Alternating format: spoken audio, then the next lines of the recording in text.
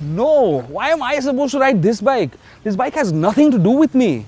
Now all these comment wallas will tell me, oh look what a large tummy he has and whatnot.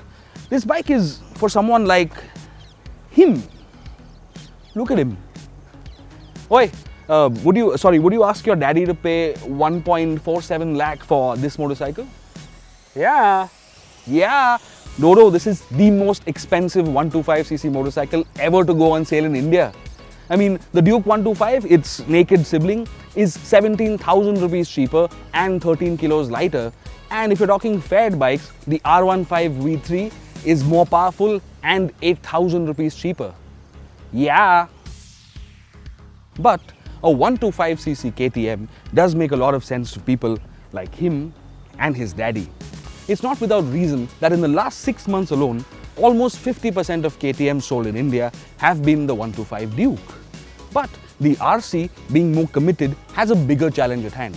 So the big question is this KTM enough? Yeah. Never mind. Right, now apart from this rather cool livery, the RC125 is no different to the other RCs visually. Which is to say, it's sharp, aggressive, and just refuses to look dated. This is good news for those of you who've always wanted a bigger RC, but just found it beyond your reach. And it's just as well equipped too.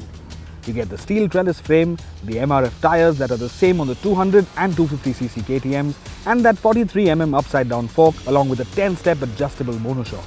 All of this comes together into one solid package the moment you find yourself at the entry to a corner.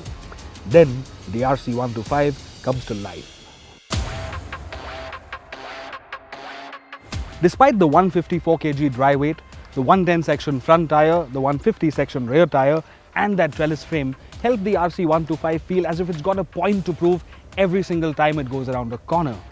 And what it lacks in terms of the electric agility of the R15, it makes up for by being poised, stable, and very confidence-inspiring.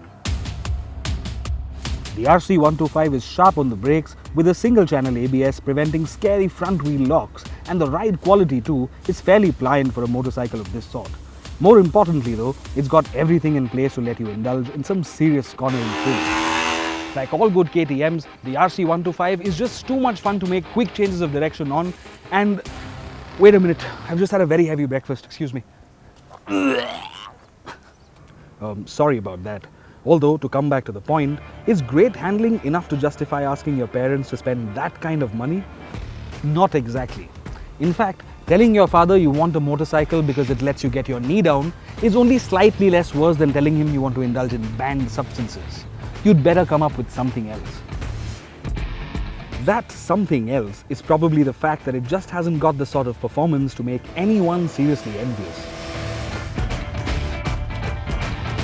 Alright, so your parents will love the fact that the RC125 has the same potential energy as other bigger KTMs, but in terms of kinetic energy, there's almost nothing to see here. Wait, was that supposed to be the other way around? Alright, so it does take its own sweet time getting to 100, and once it does get there, it just sort of remains there. So, highway stints,